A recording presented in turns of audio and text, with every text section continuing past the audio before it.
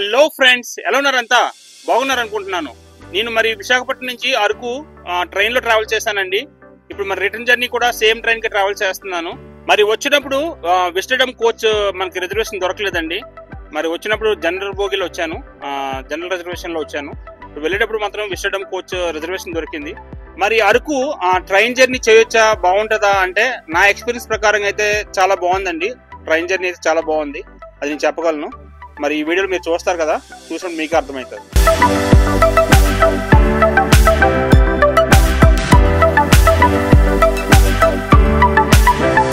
మనకి విశాఖపట్నం కిరండల్ ప్యాసింజర్ అండి అరకు వెళ్తుంది అనమాట. ఇది మార్నింగ్ 6:45 ఉంటుంది.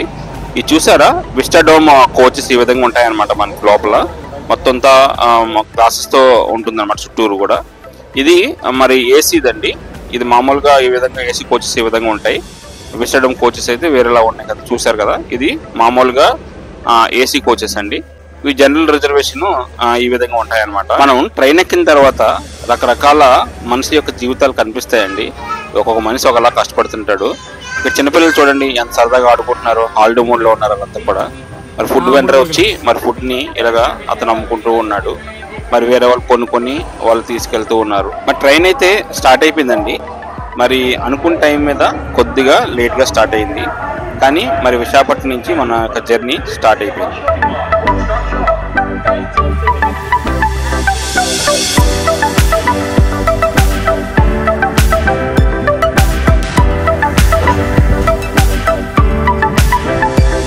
ట్రైన్ అయితే మరి మర్రిపాలెం స్టాప్ లో కూడా అవుతుందండి. మర్రిపాలెం స్టాప్ లో అవుతుంది. మర్రిపాలెం తర్వాత నెక్స్ట్ సింహాచలం స్టాప్ అంటే గోపాలపట్నంలో కూడా అవుతుంది అనమాట ఈ ట్రైన్. సింహాచలం తర్వాత నెక్స్ట్ మరి ఆగేది ఎక్కడంటే పెందుత్ అండి. ఇలా చాలా స్టాప్స్ లో మరి విశాఖపట్నం స్టేషన్ నుంచి అలా ఆగుతూనే ఉంటుంది. మ్యాక్సిమం అన్ని స్టాప్లో ఆగుతూ ఉంది. పెందుత్ స్టాప్ తర్వాత నెక్స్ట్ కొత్త వలసలో కూడా అవుతుందండి. మరి చూడండి, ఇలాగా కొంతమంది డెక్ వేసుకొని లోపల డ్యాన్స్లు ఇవి కూడా చేస్తున్నారు, మంచిగా ఎంజాయ్ చేస్తున్నారు అనమాట. సో కొత్త వలస తర్వాత నెక్స్ట్ మనకి మరి అలా వెళ్తూ ఉంటే చిన్న చిన్న స్టాప్స్ చాలా వస్తాయండి. చిన్న స్టాప్స్ వస్తాయి. ఈ మధ్యలో ఫుడ్ వెండర్స్ కూడా వస్తుంటారు. ఈ విధంగా వాళ్ళు ఫుడ్ అది సేల్ చేస్తూ ఉంటారు. మరి హెల్త్ ఫుడ్ చూడండి, వీళ్ళు తీసుకొచ్చి ఈ విధంగా అమ్ముతారు. చాలా మంది కొనుక్కుంటారు అనమాట. ఇలా ఫుడ్ అది కూడా మనకు ట్రైన్లో అవైలబిలిటీ ఉంటుంది. దాని తర్వాత మనం అలా మరి వెళ్తూ ఉంటే కొత్త వలస దాటి వెళ్తూ ఉంటే మొత్తం అంతా కూడా గ్రీనరీ అండి. మొత్తం అంతా కూడా పచ్చగా పొలాలు ఉంటాయి అన్నమాట. ఎటు చూసినా సరే వరి పొలాలు ఉంటాయి, బాగా కనిపిస్తాయి, ఎక్కువగా పచ్చగా కనిపిస్తాయి. మరి కొంత టైం అయిన తర్వాత మనం శృంగవరపు కోట వెళ్తామండి, ఎస్కోట వెళ్తాము. మరి ఎస్కోట మరి దాటిన తర్వాత మనకి ఇక ఫారెస్ట్ స్టార్ట్ అయిపోయి మరి ఎస్కోట వరకు చాలా వరకు బాగానే ప్యాసింజర్స్ బోర్డ్ అవుతుంటారండి. ట్రైన్ అయితే బాగానే ఎక్కుతుంటారు ఎస్కోట వరకు. సో మనం ఇందాక అనుకున్నాం కదా, ఎస్కోట దాటగానే మరి ఆల్మోస్ట్ మనకి ఫారెస్ట్ ఏరియాలోకి ఎంటర్ అయిపోతాం అనమాట. అక్కడ నుంచి మనం మరి ఈ ట్రైన్ జర్నీని బాగా ఎంజాయ్ చేస్తామండి. ఎందుకంటే ఫారెస్ట్ లో చాలా టన్నెల్స్ ఉంటాయి. ఇవే వీటిని ఈస్టర్న్ ఘాట్స్ అని కూడా అంటారండి. ఈస్టర్న్ ఘాట్స్ అంటే మరి కొండలే. మరి చూడండి ఎంత పెద్ద పర్వతాలు ఉన్నాయన్నమాట. మొత్తం అంతా గ్రీనరీతో నిండిపోయింది. మరి ఆ మధ్యలో ప్యాచెస్ మాత్రం బాగలేదు, కానీ మరి అక్కడ చూసినా సరే కొండలన్నీ కూడా మొత్తం ఫుల్ గ్రీనరీగా చెట్లతో నిండిపోయింది. మరి అక్కడ ఉన్న ట్రైబల్స్ వాళ్ళ యొక్క పొలాలు పండించుకుంటున్నారండి మనం చూస్తే. మరి ఇదిగోండి టన్నల్ వచ్చేసింది. ఈ టన్నల్స్ చాలా ఉన్నాయండి. ఈ యొక్క అరకు వ్యాలీలో చాలా టన్నల్స్ ఉన్నాయి.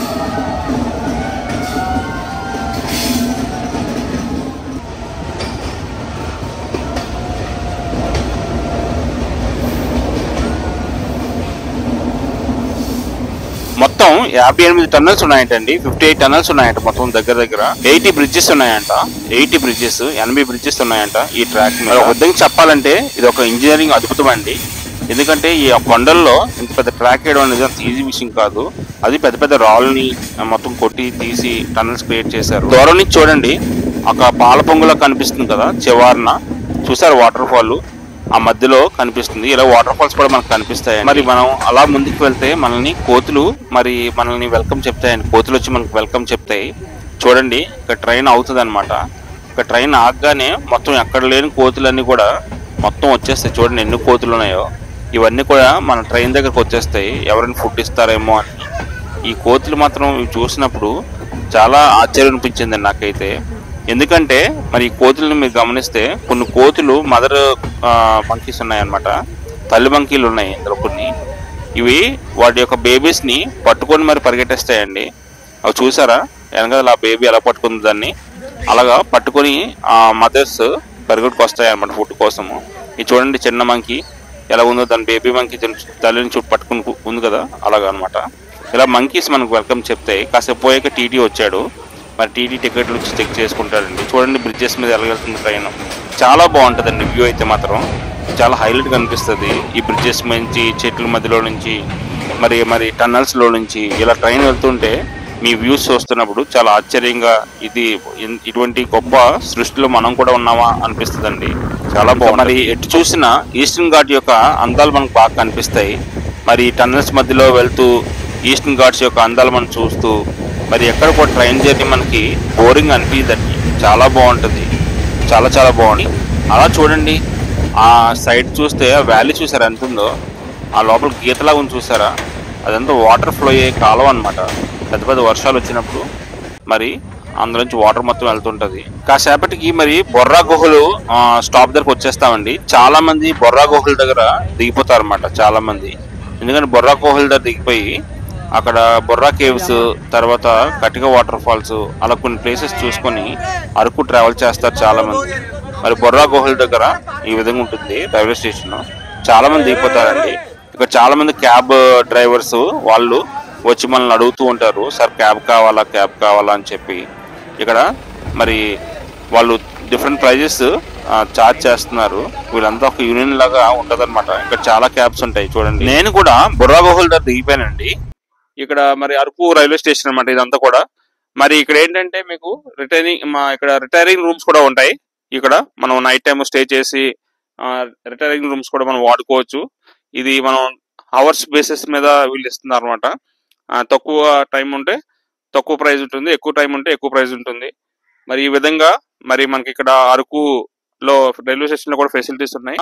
అరకు రైల్వే స్టేషన్ అండి, బయట ఈ విధంగా ఉంటుంది అరకు రైల్వే స్టేషన్. ఈ లోపలికి ఎంట్రన్స్ అనమాట. మనం కొద్ది బయటకు వస్తే ఇగో ఈ విధంగా ఉంటుంది అనమాట. మరి అరకు రైల్వే స్టేషన్ నుంచి మనం బయటికి వెళ్తే ఇక్కడ నుంచి మరి అరకు టౌన్ లోకి కొద్ది దూరం, ఇక్కడ నుంచి కొద్ది లాంగ్ నడవాలి. మరి సింగిల్ గా అంటే నా ఎక్స్పీరియన్స్ ప్రకారంగా ఏంటంటే అండి ఏమర్థమైందంటే, మన దగ్గర వెహికల్ ఉంటే సింపుల్ ఇక్కడ ట్రావెల్ చేయడం. మన దగ్గర వెహికల్ లేదనుకోండి కొద్దిగా ఇబ్బంది పడతాం. ఎందుకంటే స్టేషన్ కి మరి అరకు టౌన్ కి డిస్టెన్స్ ఎక్కువ ఉంటుంది కొద్దిగా. సో మనకు వెహికల్ ఉంటే చాలా ఈజీ ట్రావెల్ చేయడం. సోలో అయితే పర్లేదండి, రిస్క్ తీసుకోవచ్చు. ఫ్యామిలీతో మాత్రం వస్తే మాత్రం ఇలాగా వెహికల్ లేకుండా రావడం కష్టం అనమాట. వెహికల్ ఉంటే చాలా ఈజీ. మరి ఇక్కడ చూడండి బోర్డు ఉంది కదా, ఈ రైల్వే స్టేషన్ దగ్గర ఉందన్నమాట ఈ బోర్డు. మరి ఇక్కడ చూస్తే మరి హరిత హిల్ రిసార్ట్ అయితే 2.5 కిలోమీటర్స్ దూరంలో ఉందంట. హరిత వ్యాలీ రిసార్ట్ అయితే 3 కిలోమీటర్స్ దూరంలో ఉంది. అనంతగిరి 27 కిలోమీటర్స్ దూరంలో ఉంది. బొర్రా కేవ్స్ ఇక్కడ నుంచి 37 కిలోమీటర్స్ వస్తుంది. చాపరాయి 13 కిలోమీటర్స్ వస్తుంది. ఇలా అన్ని కూడా స్టేషన్ నుంచి చాలా దూరంగా ఉన్నాయండి. ఈ రూమ్ ఏంటంటే అండి, నేను రైల్వే స్టేషన్ లో తీసుకున్న అకామిడేషన్ రూమ్ అనమాట. ఇది ఈ విధంగా ఉంటుంది. ఒక ఫ్యాన్ ఇస్తాడు, చిన్న బెడ్ ఇస్తాడు, చిన్న కబోర్డ్ ఇస్తాడు. ఇక్కడ అకామిడేషన్ ఖాళీ చేస్తున్నాను ఇప్పుడు. ఇది జస్ట్ 400 అండి అకామిడేషన్. జస్ట్ ఒక 4-5 అవర్స్ నైట్ స్టే. 400 తీసుకుంటున్నారు, 400 రూపాయలు తీసుకుంటున్నారు. బాగుంది, రీజనబుల్ గా అనిపించింది, అందుకే తీసుకున్నాను. నీట్ గానే ఉంది. మరి నా 2 డేస్ ట్రిప్ అయిపోయిన తర్వాత రిటర్న్ జర్నీ కూడా స్టార్ట్ చేశానండి అరకు నుంచి. ఫ్రెండ్స్ మరి ట్రైన్ అయితే వచ్చేస్తుంది, అనౌన్స్మెంట్ అయితే ఇచ్చారు. ఓకే ఫ్రెండ్స్, మరి ట్రైన్ అయితే వచ్చింది. మనం విస్టాడోమ్ కోచ్ ఎక్స్ప్లోర్ చేయడానికి వెళ్తున్నాం. మరి వెళ్ళి ఈ కోచ్ ఫెసిలిటీస్ ఏంటో చూద్దాం. వీడియోలోని ఈ కోచ్ ఫెసిలిటీస్ మీకు చూపిస్తాను. ఇది జనరల్ గా ఏంటంటే ఎక్కడైతే టూరిజం ఎక్కువ ఉంటుందో ఆ ప్లేసెస్ లో ఇలాంటి కోచెస్ పెడతారంట. సో అవన్నీ కూడా చూసి తెలుసుకుందాం. సరే మరి ఇప్పుడు కోచ్ లోకి వస్తాం.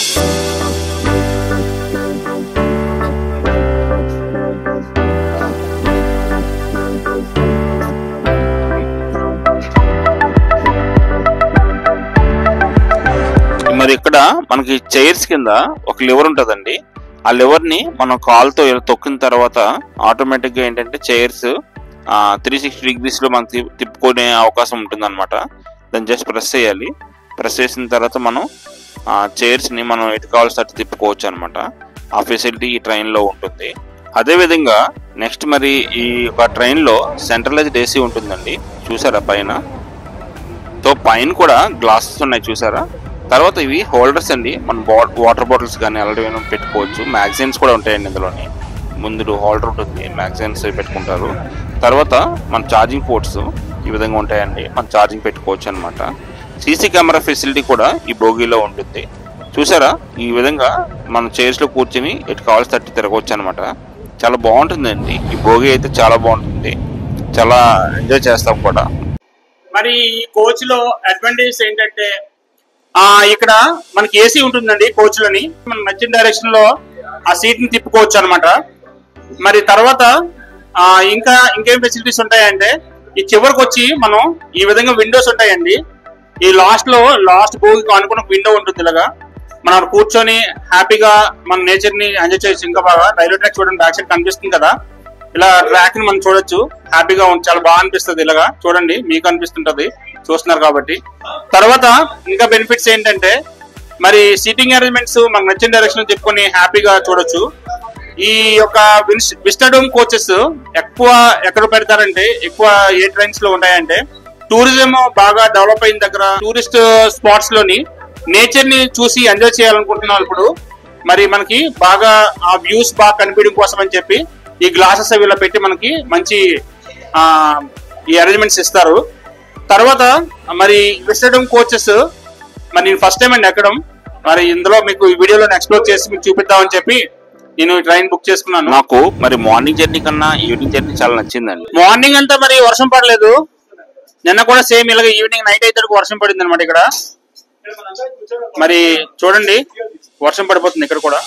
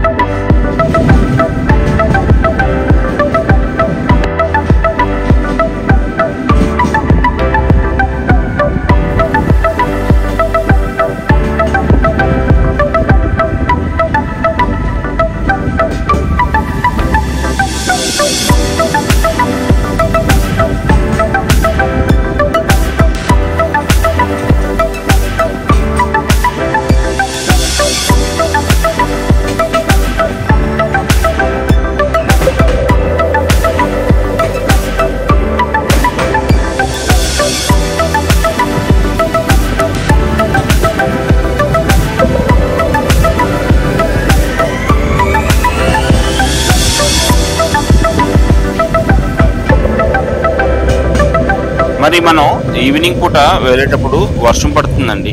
అందువల్ల మరి ఇంకా బాగా ఎంజాయ్ చేయగలిగాను నేనైతే ఈ యొక్క జర్నీని. చూసారా అక్కడ పొలాలు ఎలా పండించుకుంటున్నారో. మరి ట్రైన్ మరి వంకర టింకర్లు తిరుక్కుంటూ ఈ విధంగా వెళ్తుందండి. చాలా బాగుంటుంది అనమాట. ఎందుకంటే ట్రాక్ కంటిన్యూస్గా స్ట్రైట్గా ఉండదు. ఇక్కడ చూస్తే మరి మధ్య మధ్యలో మనకి లోయలే కనిపిస్తుంటాయి. వాటర్ అందులో ఈ వర్షం వల్ల వాటర్ కూడా పారుతూ ఉంటుంది. ఇవన్నీ చూస్తున్నప్పుడు మనకు చాలా బాగా అనిపిస్తుంది. చూసారు వాటర్ ఫాల్స్ అంత గ్రీనరీలో వైట్గా ఎలా వస్తుందో.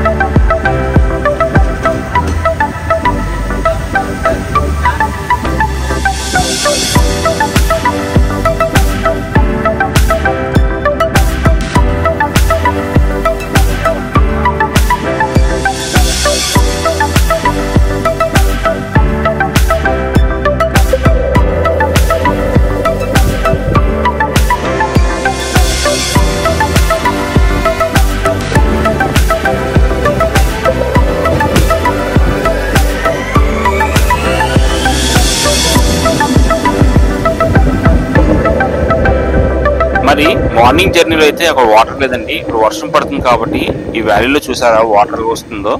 ఈ విధంగా ఈ జర్నీ ఒక ఒక పెద్ద అద్భుతం అనుకోవచ్చండి. చాలా బాగుంటుంది. మరి ఈ యొక్క వీడియో లెంత్ పెరిగిపోతుందండి, అందుకని ఇక్కడతో ఆపేస్తున్నాను ఈ వీడియోని. మరి నెక్స్ట్ వీడియోలోని మరి అక్కడ ఉన్న వాటర్ ఫాల్స్ ఏం చూసాను, బొర్రా కేవ్స్ గురించి, మరి చాపరాయి, మన ఓన్ ట్రాన్స్పోర్ట్ లేకపోతే ఏ విధంగా ట్రావెల్ చేయొచ్చు ఆ విషయాలు కూడా నెక్స్ట్ వీడియోలో మీతో డిస్కస్ చేస్తాను. మరి చాలా ప్లేసెస్ ఉన్నాయండి. ఇక్కడ చర్చ్ ఉంది, తర్వాత కాఫీ తోటలు ఉన్నాయి, ఇలా చాలా ఉన్నాయి. వాటి అన్నిటి గురించి కూడా నెక్స్ట్ వీడియోలో మనం మాట్లాడుకుందాం. ఇలానే సపోర్ట్ చేస్తుండండి. ఇంకొన్న మంచి వీడియోస్ మేము ముందుకు వస్తుంటాను. లైక్ చేయండి, షేర్ చేయండి, సబ్స్క్రైబ్ చేయండి. Thanks for watching.